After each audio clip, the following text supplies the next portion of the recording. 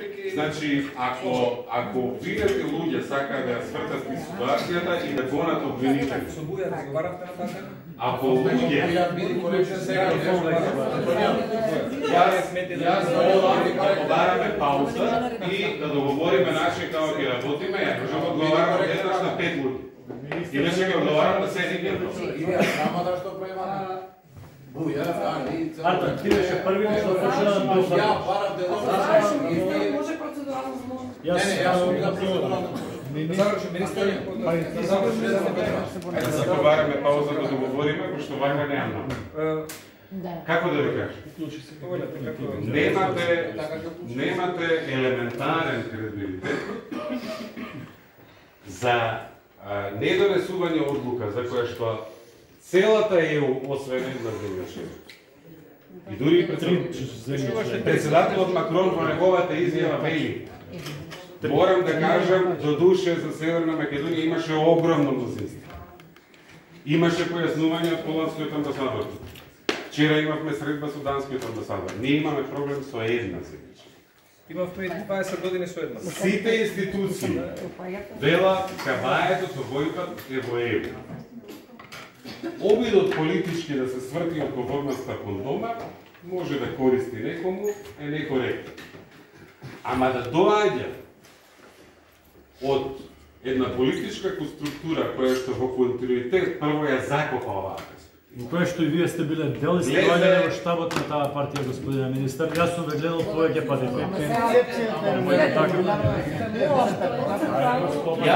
Јас сум работел за државната кауза. Да работевте повеќето од вас за државната кауза немаше да дојде на ова тема. Вашиот почесен председател си има правосилна пресуда. Тој што му беше советник Никола Димитров. Вие не можете 3 месеци. И кој што каже уште 2008 што треба да се прави. Јас барам елементарни услови за дебата, барам пола саат пауза и договор да видиме како ќе работиме.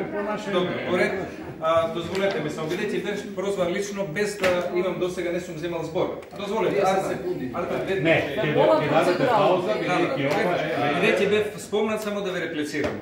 Јас во Министерството за надворешни работи се сеќавам 2008 година, веќе кога збориме за систематизација, кадри и друго, ни се јави премиерот Груевски и вика: Никола Димитров доби отказ од кај председателот Црвенковски, ве молам да смените систематизација, да го ставиме државен советник во МНР. Го ставивме господин Димитров за државен советник во МНР и потоа стана советник на Никола Груевски. И јас сметам дека тоа што го направивме беше коректен човек. И другата работа што сакам да споменам. Господинот министер, како добар советник на премиерот Груевски, да одбере каде сака да оди амбасадор. Тој отра да оди амбасадор во Хаг. И тоа беше завршена работа. Неговата соработка со човекот кој што сега го обвинува, на времето беше исклучително коректно. И јас сум бил на тоа сведок и сум извршувал одредени обврски или препораки кои што биле во корист на министерот Димитров. И затоа сметам дека треба да биде тоа расчистено, да биде јасно. И она што дозволете. Значи, и она што сакам да што е повеќе сакате да замените. Не, јас ви кажувам дека кој ми интервенираше за да сменам систематизација. Прво, неговото советник во влада беше неплатено. Тоа беше фиктивно место. Поред, и да било неплатено место, вие имате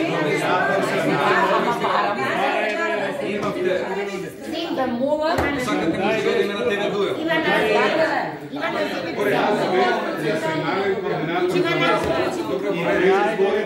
И по изборите. Господинот предходен премиер ми испрати како специјален советник во ЕУ во Брисел. Јас се кажувам факти дека бевте негов советник во Брисел. Тој немаше доверба во амбасадорот Блер им река, рече го испратиме Никола Димитров, да ги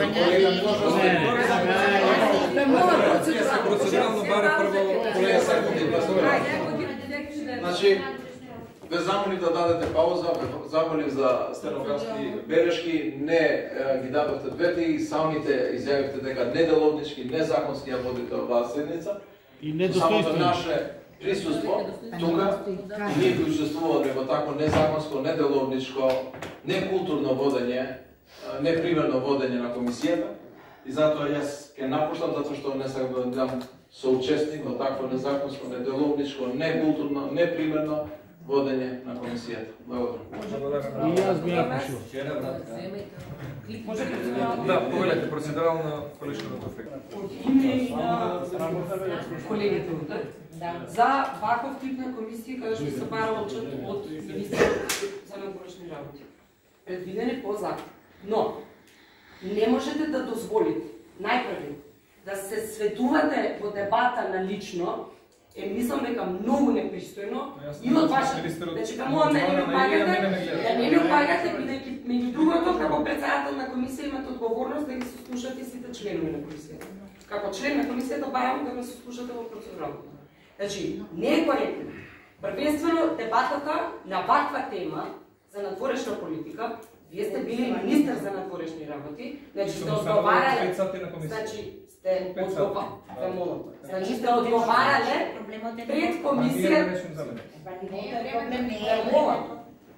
Значи сте одговарале пред комисија за надворешни работи во ова собрание. Немојте да доведувате да оваа комисија личи на пазар. Значи секој на секого да упаѓа, вие влекувате во директен дуел со министерот, злоупотребувајќи позицијата, злоупотребу. Ама чекате, имате право и на реплика. Имате право на реплика и имате и дискусија после Делиновски, така?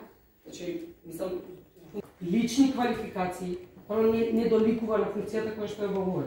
Ниту јас, ниту вие. Второ, не доликува на дебатата и на сериозноста на дебатата која ја водиме. И не доликува на ова собрание, како врховна институција во државата, да се однесуваме вака како што овдека се однесуваме. Навистина имате одговорност. Јас, пак ќе кажам, јас поздравувам што се почитува членот од законот и да нема таков член во законот. Мислам дека е важно да вакви седници се одржуваат на Комисијата за надворешна политика, за членовите, за јавноста, за медиумите, да бидат запознаени со активностите во надворешна политика. Сме барале и бараме уште и во Националниот сојуз за евроинтеграција, делот колегата го изнесе веќе барањата околу реализација на претходни планови и така натаму, и тоа треба да станува пракса во собранието. Аргументи и дебата на факти. Тој што нема аргументи и факти, вообичаено лично напаѓа. Така му доаѓање. Ве молам уште еднаш. Барам 20 минути пауза, за да може да се договориме како ќе продолжиме. Гледам и реплики и процедурално веројатно да се продолжат. И да ја продолжиме, секако треба да имаме и редовна пауза предпоставувам, така што за да кратко со дефрелувањата, покажувањата лични и така натака, и мислам дека ги поминавме границите како комисија, но би замолил исто така и односот на министерот спрема институцијата собрание да биде адекватен во смисла на делење на квалификации, насоки на пратеници, покажување, класифицирање, ставање во групи вакви такви, тоа треба да се намали. Од друга страна, треба да се намали и односот на повикување, дофрлување додека некој зборува во собрание, и мислам дека на тој начин ќе најдеме обострана одговорност зашто допреку дојде комисијата денеска, а и